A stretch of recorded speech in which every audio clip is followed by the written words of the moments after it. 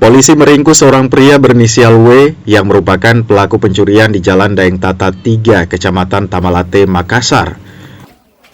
Pelaku yang merupakan buruh bangunan ini diketahui mencuri ponsel milik warga usai masuk ke rumah korbannya dengan cara menjebol tembok kamar menggunakan besi. Akibat pencurian ini, korban mengalami kerugian yang ditaksir kurang lebih 5 juta rupiah.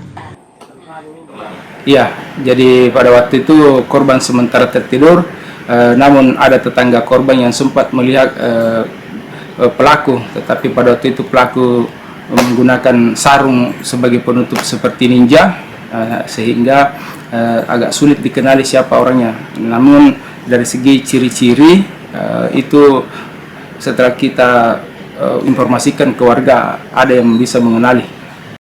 Untuk mempertanggungjawabkan perbuatannya, pelaku beserta barang bukti handphone dibawa ke Mapolrestabes Makassar. Pelaku disangkakan pasal 363 tentang pencurian dengan pemberatan dengan ancaman hukuman maksimal 7 tahun penjara. Arif Tirtana, Kompas TV Makassar.